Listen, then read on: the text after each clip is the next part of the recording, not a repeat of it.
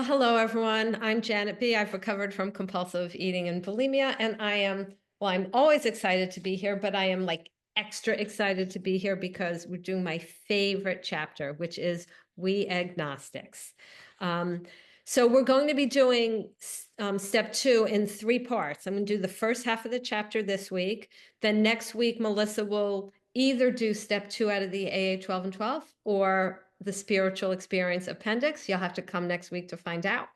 And then the week after that, we'll be finishing up We Agnostics. So this is such a rich chapter. So if you have your big books, we can start on page 44, where it says, in the preceding chapters, you have learned something of alcoholism, compulsive eating. Okay, what have we learned, right? Before going on to step 2, we have to make sure we've learned about alcoholism, or for us, compulsive eating. So turn the page back, the last paragraph on page 43. Once more, so they're summarizing it for us.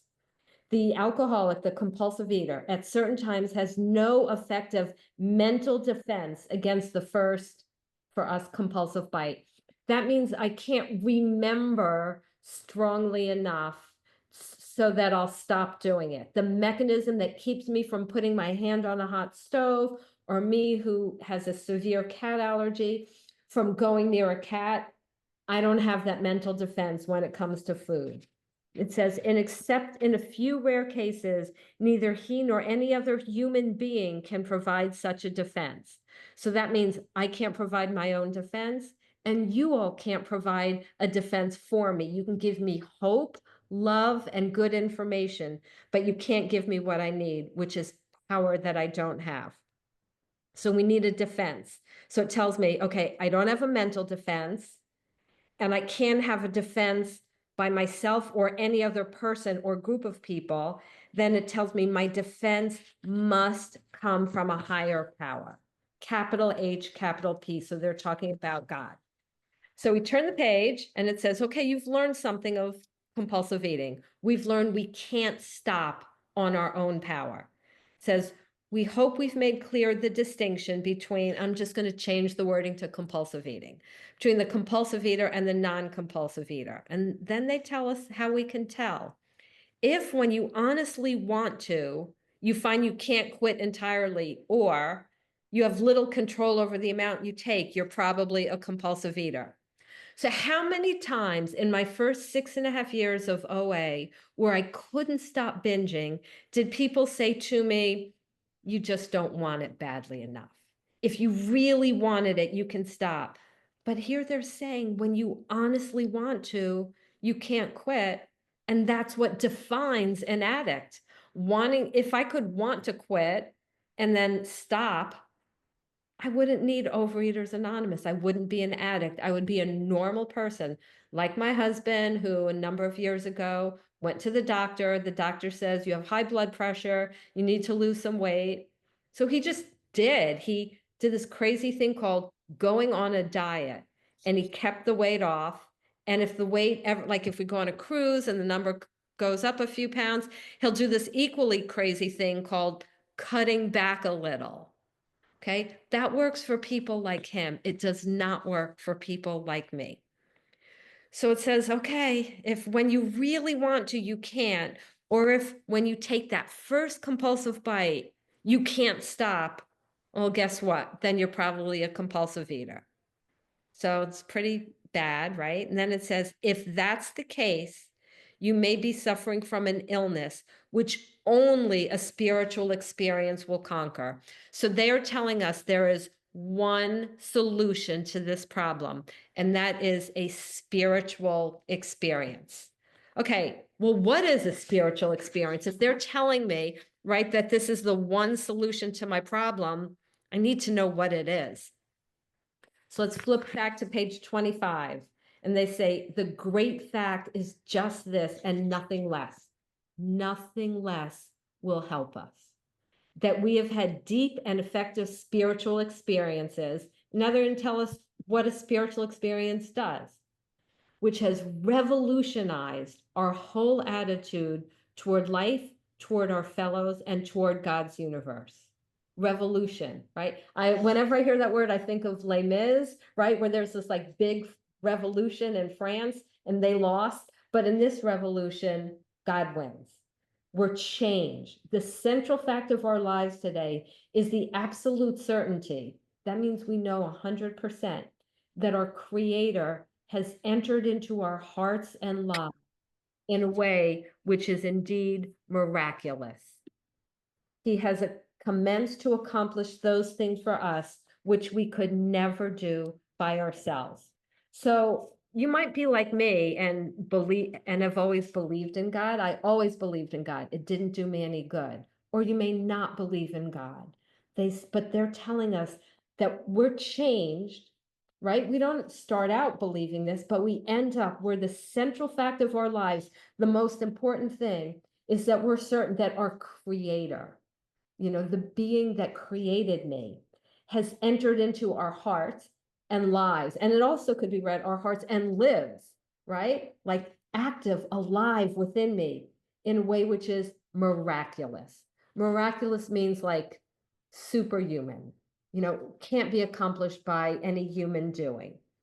He, meaning God, has commenced to accomplish those things for us, which we could never do by ourselves. I was binging and throwing up 6 times a day. I had to have my esophagus surgically retightened.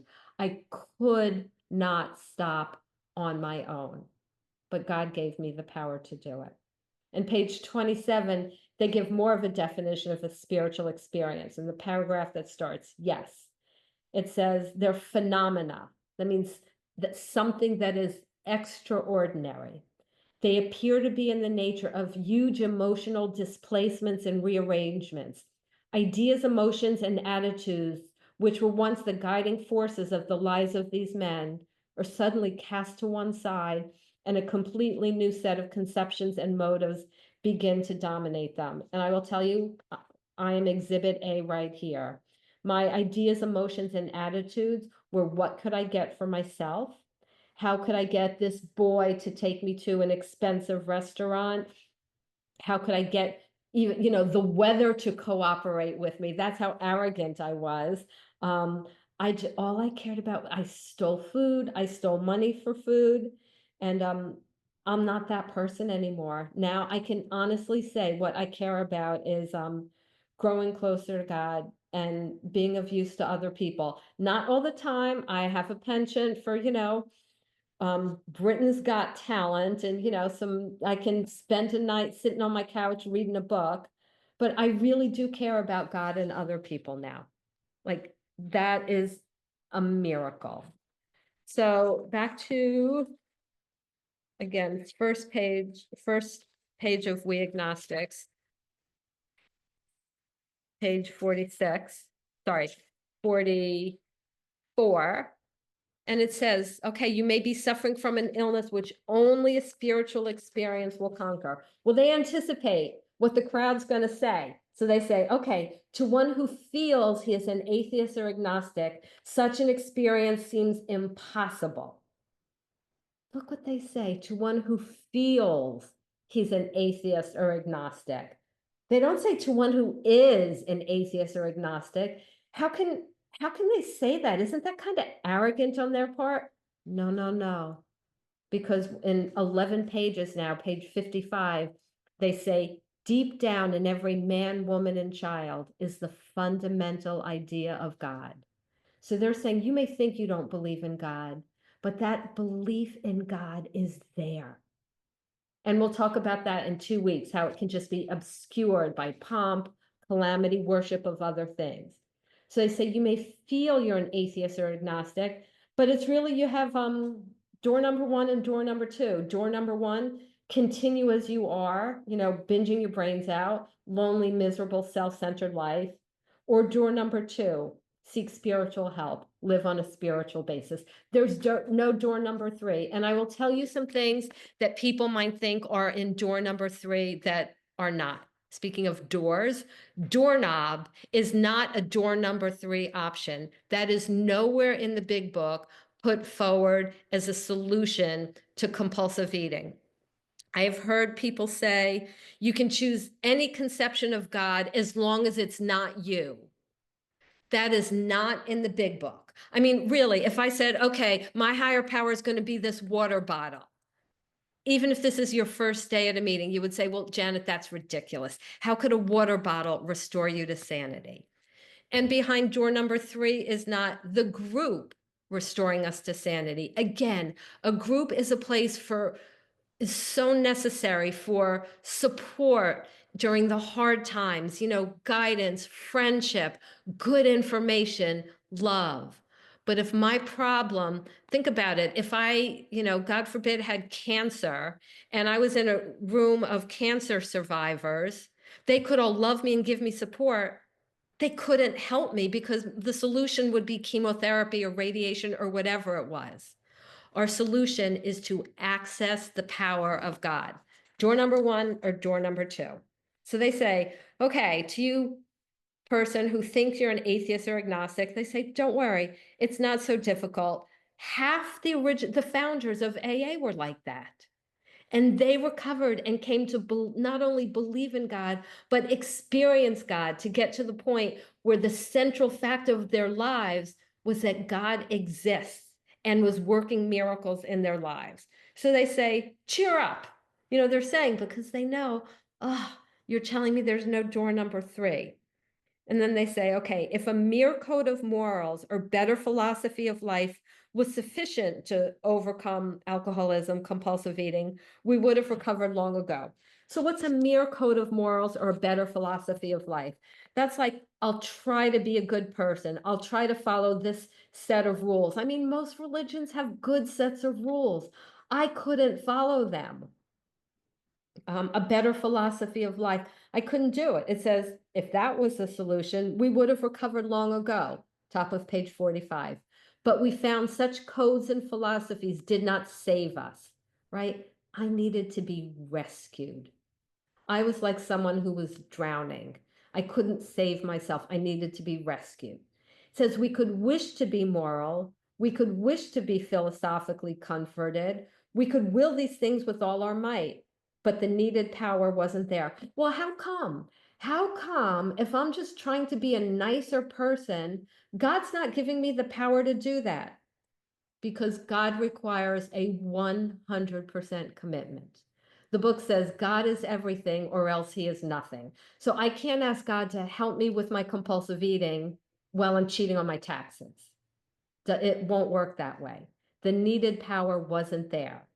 I couldn't be nice to people any more than I could really stop eating. I just, it just wasn't my DNA. It says, our human resources as marshaled by the will were not sufficient. They failed utterly. And now the next sentence, they're telling us what my problem is, what our problem is. Lack of power, that was our dilemma. So like if we go back, I have a sponsee here who's a scientist. Her name is actually like Chem Girl for her email. That's how much of a scientist. And she will, I'm sure, confirm that if you want to solve a problem, you first need to define the problem. You have to have like, what's the problem I'm trying to solve? The problem is lack of power, not lack of desire, not lack of a good moral code, not lack of the perfect food plan that gets rid of all my trigger foods. Yes, of course, we need a food plan that doesn't have our binge foods. To not have it just doesn't make sense. But that's not the problem, lack of a good food plan. Or what any of us would have to do is go to a nutrition, say, here's the foods I binge on. She makes a food plan that doesn't have those foods, and we would all be fine and dandy and not sitting on a Zoom meeting on Monday nights. Our problem is lack of power. And then they tell us the solution.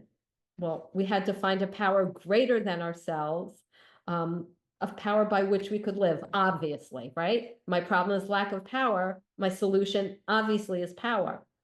But where and how are we going to find this power? I can't just go to Target and buy it. How do I get it? And I can't just pray for it to drop out of the sky. Well, that's exactly what this book is about. Well, thank God. This book is going to tell me how to find the power I need. Its main object is to enable you to find a power greater than yourself, which will solve your problem. I love that line. So if anyone's an agnostic, atheist, and wants to go on a treasure hunt for clues about God, well, here's the first sentence where we can start. Its main object, this book, is to enable you to find a power greater than yourself, which will solve your problem. Okay, if this power is going to solve my problem, this power has to be able to think. A hurricane is a power greater than me, but obviously it can't think and solve problems. This power has to be strong because this illness is stronger than I am. So this power has to be stronger than the illness. This power has to be smart because I'm pretty smart. I have 2 master's degrees and I couldn't on my own figure out how to solve this problem. So we got able to think. So that rules out a doorknob. Smart, strong. So this power could be all these things, able to think, smart, strong, and sit up in the heavens watching Netflix. But it doesn't. He doesn't. It says, will solve your problem. So most important, our fourth clue, this power must love me. This power cares about us, is willing to solve our problem, and has all the tools to do it. So it says, that means we've written a book which we believe to be spiritual, meaning having to do with our relationship with God, as well as moral, how we treat other people. And then they say, and it means, of course, that we are going to talk about God. They make no bones about it. And they admit, they say, here difficulty arises with agnostics. Here's what they don't do. They don't say, okay, it's difficult for you to hear about God, so let's start with something lesser. You know, you have pneumonia and you don't like antibiotics, we'll start you on aspirin.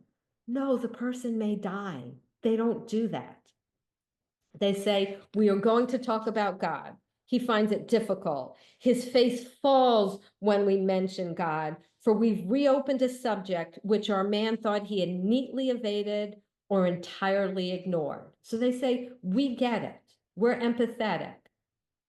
But we're going to walk through with you, go through like the forest of prejudices till you get to the other side. We're going to hold your hand and walk through it. So the next paragraph talks about the different prejudices. It says, we have shared his honest doubts and prejudices. And a prejudice doesn't just mean I don't like people who are different race or religion.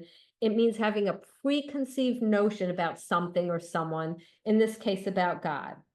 And in this paragraph, there are 6 different prejudices that we can find, that people can have about God. 1, the concept of God that was modeled to us or we were brought up with is insufficient. 2, thinking believing in God makes me weak. 3, saying I can't believe in something or someone that I don't understand. 4, thinking if there was a God, he wouldn't run the universe so poorly. I mean, that was Bill Wilson's problem, right? He said the war, the chicanery, you know, things I'd seen over in Europe. If there was a devil, he seemed the boss universal. That was a problem Bill had, but he worked through it. Number 5, this is seeing nature as God, right? Being enchanted by a starlit night and stopping there. We have to look up to who made that starlit night. And then the last one, if I believe in God, I can't do what I want. So I'll just tell you, when I'm sponsoring someone at this point, I will ask her to look at her relationship with God, what she grew up believing and down to what she currently believes, and examine any of these prejudices. And if she sees she has them, refute them. We don't have to believe every thought that's in our head. If I think, well, there can't be a God because why does he allow bad things to happen? Then I can say to myself, okay, let's think about this. And I say, okay, well, I'm being unfair. Like, I'm saying there is no God because of all these bad things that people do. But I'm not saying, well, there must be a God because look at Mother Teresa and people like that. You see, so that's an example. We work our way through it. In this book, it says God gave us brains to use. we use our brains and we work through our prejudices. So page 46, it says, yes, we of agnostic temperament have had these thoughts and experiences, these prejudices. It says, let us make haste to reassure you. We found that as soon as we were able to lay aside prejudice, so that's what we have to do, work through our prejudices and express even a willingness to believe in a power greater than ourselves, we commence to get results. Isn't God good? He doesn't wait until we believe in him 100%. It's like, if we're willing, that's enough for him to kind of start that renovation job in our souls. A willingness to believe in a power greater than ourselves. We begin to get results. But look what they say, even though it was impossible for any of us to fully define or comprehend that power, which is God. They are clear that this is God with a capital G. They're talking about other names they use for him, a creative intelligence, a spirit of the universe. When we commit our lives to him in step 3, it says, we said to our maker, our creator, our loving heavenly God. And then page 46, it says, okay, much to our relief, we discovered we did not need to consider another's conception of God. If you're Jewish, Christian, Buddhist, Hindu, no religion at all, it doesn't matter as long as you believe in God. Your conception doesn't matter. It says our own conception, however inadequate, of course, it's always going to be inadequate, right? I mean, if I could conceive of God fully as he is, that would mean I'm as smart as him. And I'm like an ant compared to him. But it says our own conception was sufficient to make the approach. Okay, that's telling us we're supposed to make the approach. So one thing I have my sponsees do from day one is make the approach. Spend 30 minutes every morning with God.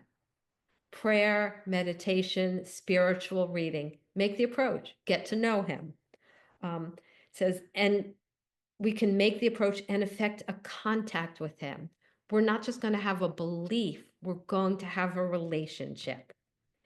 And then, okay, so this is really cool. Remember how it says our problem is lack of power?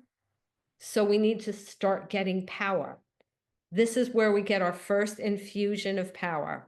As soon as we admitted the possible existence of a creative intelligence, a spirit of the universe underlying the totality of things, we began to be possessed of a new sense of power. We start getting power and direction, provided we took other simple steps. So I cannot sit there and say, okay, God, I'm willing to believe you exist. Thank you very much. Now come remove my food problem for the rest of my life. We have to keep going. And, one time I went through the book and I looked that we start out with no power. In step 2, we get a little more power. Step 3, we get some more power. Step 5, we get so much power that it says the feeling that the drink problem has disappeared will often come strongly. And by the time we're done with our amends, it's like we will seldom be interested in food not on our food plan. And that's how we can stay forever, as long as we keep in fit spiritual condition, meaning as long as we keep living in 10, 11, and 12. So they say God doesn't make too hard terms with those who seek him, but we have to seek him. How do we seek him? Spending time with him and not doing anything that we know is wrong. Really simple. Spend time with him and don't do anything you know is wrong. That's actually, Mother Teresa gave a prescription like that to someone who asked, like, how do I grow spiritually? And she said, spend an hour a day, with God and don't do anything you know is wrong. That's it. Simple. And they say the realm of spirit is broad, roomy, all-inclusive, open to everybody. So page 47, they say, when we talk to you about God, we mean your own conception of God, right? We can use our own conception. And it says the second full paragraph. We have to ask ourselves just one short question. Do I now believe, or am I even willing to believe, that there is a power greater than myself? So we can't just say, well, I don't believe, I can't help it. I'm a victim of my own belief. We can be willing to believe. Willingness is a decision, right? Like I'm willing to believe that every time I flick the switch, the lights are going to go on and off. I'm willing to believe that. Do I know that for sure? No. I have enough evidence. And if someone says, well, I don't know if I have enough evidence, get a bunch of numbers and make a bunch of phone calls and read the stories in the back of the big book. There is plenty of evidence. We also, funnily enough, see that as soon as we start trying to approach God and not do anything that we know is wrong, the food obsession, for some weird reason, just starts getting less and less. It just happens. And then it's not only like, okay, I'm willing to believe, but it moves to, yeah, I sort of kind of do because it's working. And then it's like, it grows to, I can't live without this. Okay. Bottom of page 47, it says, we had assumed we couldn't make use of spiritual principles unless we accepted many things on faith, which seemed difficult to believe. We can start practicing spiritual principles right away. And, you know, I have in the margin of my book, honesty, self-sacrifice, etc. But I like the way Mother Teresa said it. Spend time with God every morning and don't do anything you know is wrong. And I guess I would add to it, do something that'll help others. That's hard. That's a sacrifice for us. If we do that, says, you know, then we move forward in our recovery. It says we can begin at a simpler level. So top of page 48, well, it says, besides an inability to accept things on faith, we found ourselves handicapped by obstinacy, sensitiveness, and unreasoning prejudice. Obstinacy, like a stubborn refusal to change our opinions. I don't believe in God, and I'm sticking to it. Well, they say that's obstinate and that's stubborn, and that's a handicap.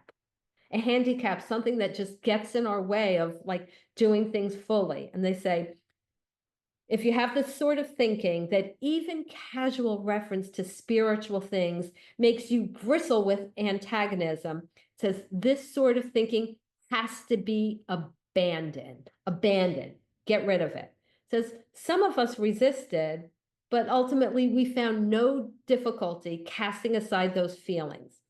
Faced with, again, door number one, alcoholic destruction, or door number two, becoming open-minded on spiritual matters, it says, yeah, basically we chose door number two because alcohol, food was the great persuader. It beat us into a state of reasonableness.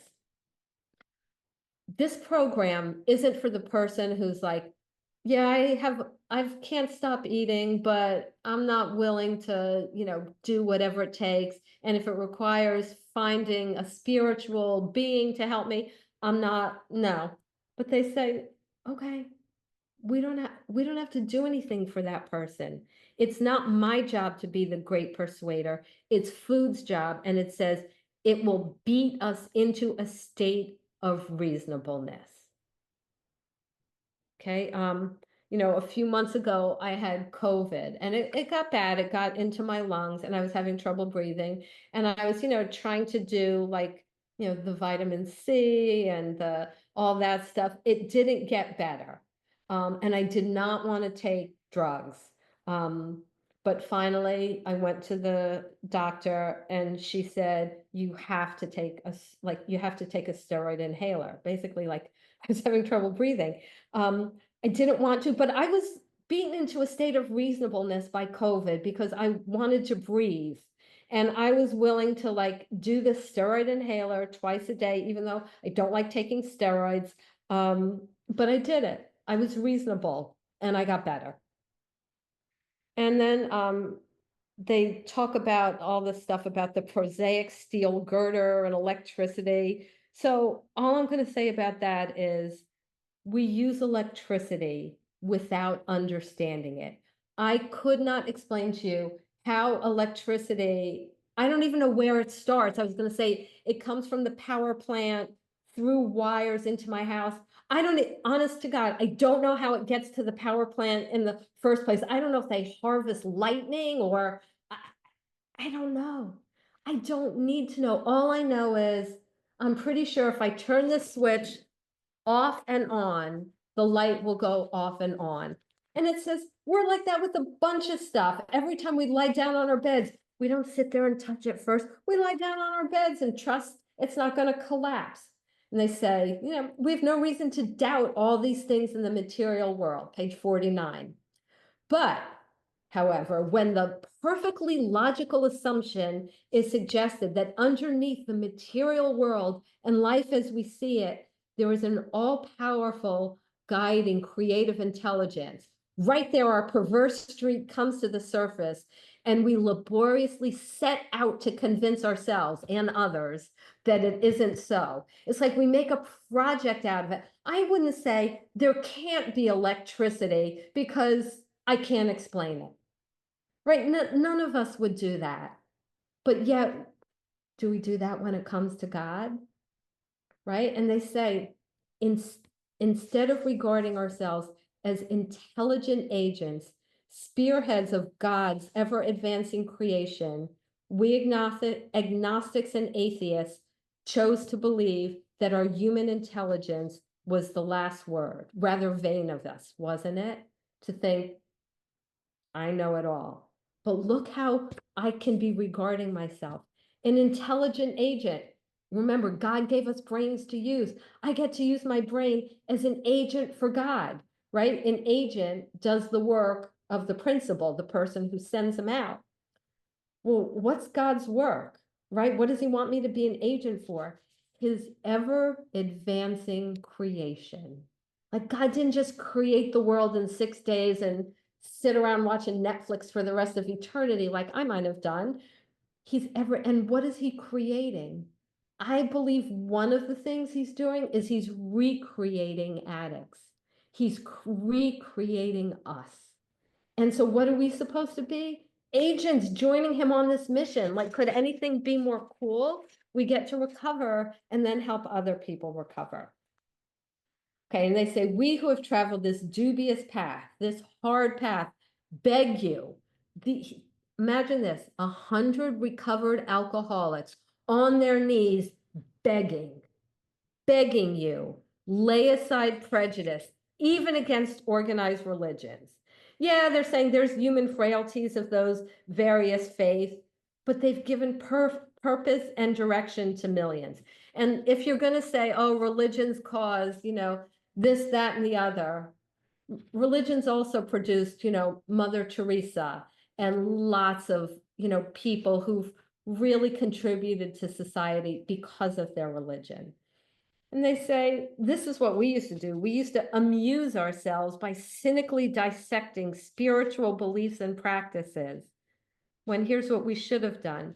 Observe that many spiritually minded people of all races, colors, and creeds, all different religions, were demonstrating, so this is what true religion is, a degree of stability, happiness, and usefulness, which we should have sought ourselves.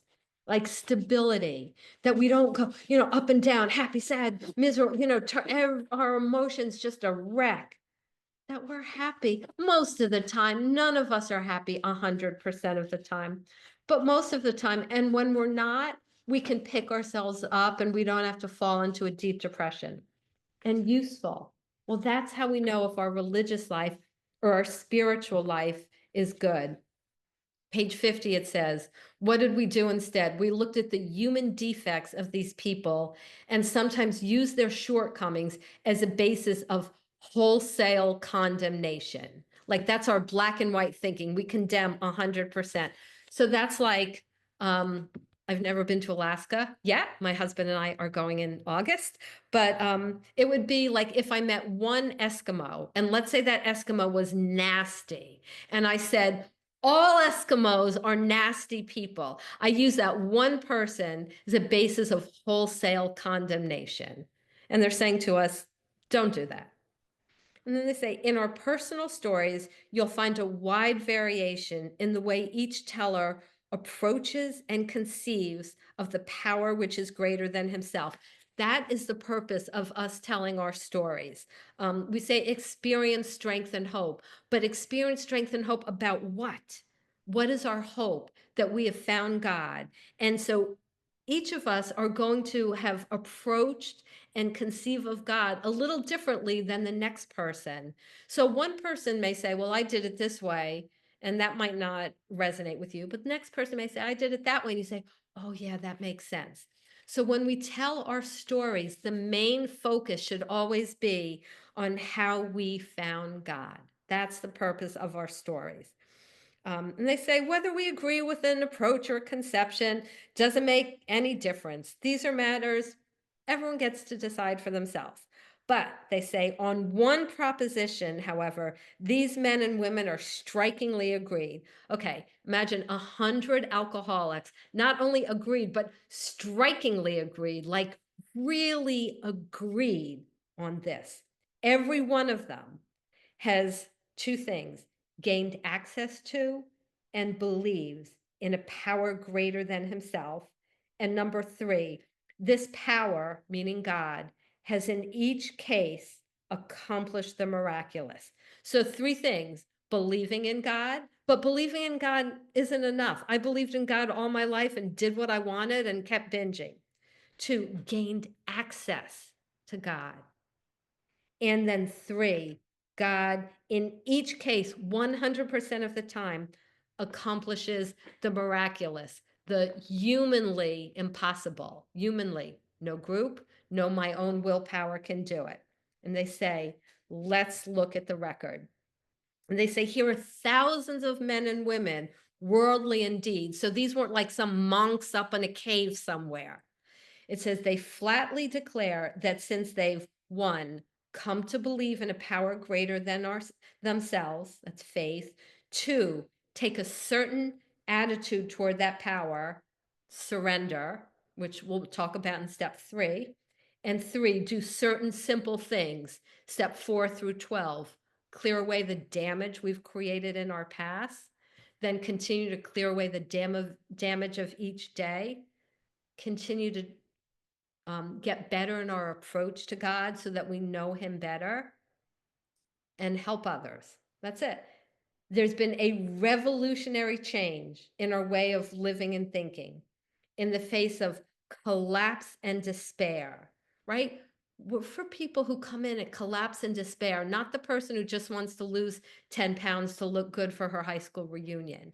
But, I was on the verge, even though I looked good and, I was binging and throwing up nonstop, and I was a walking dead person.